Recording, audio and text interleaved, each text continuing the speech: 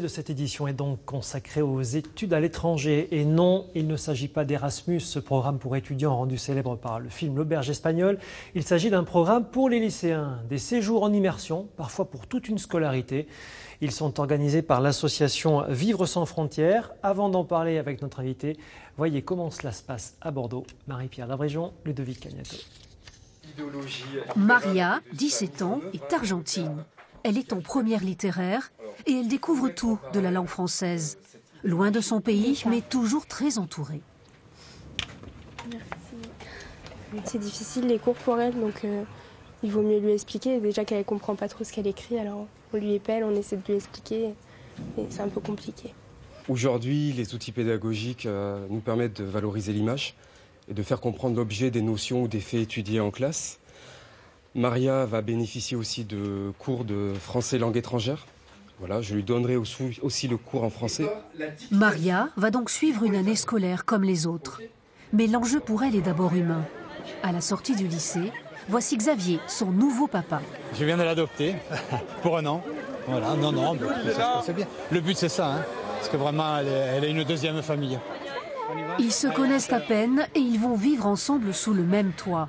La jeune étrangère est logée et nourrie gratuitement, un séjour en totale immersion.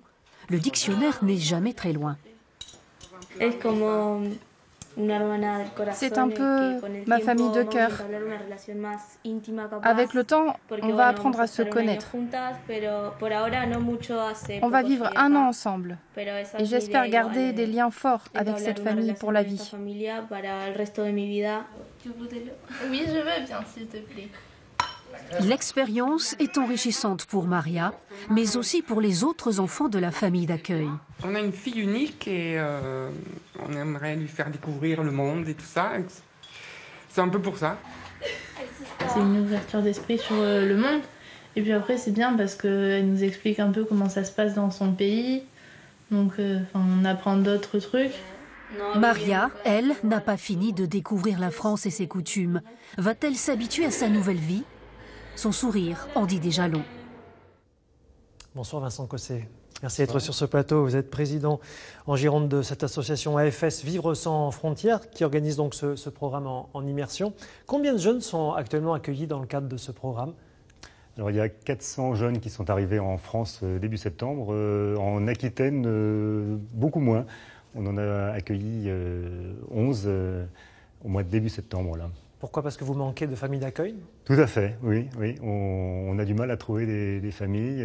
On en a pas mal en milieu rural, mais peu en ville. Or, c'est plus pratique pour eux aussi d'être en ville, notamment sur Bordeaux. Ces enfants sont à la charge de la famille d'accueil ? Comment ça se passe ?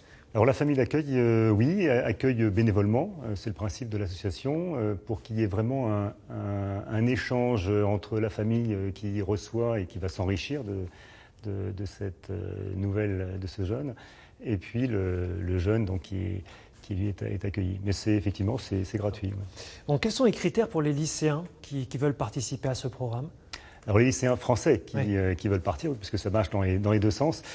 La motivation, en fait, voilà, l'envie de découvrir une autre culture, de se plonger pendant un temps qui varie de 2 mois à 6 mois ou à 1 an dans une autre culture, une famille et un lycée.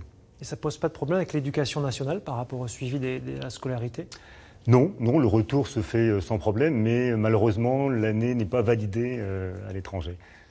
D'où vient cette idée, l'idée de cette association ?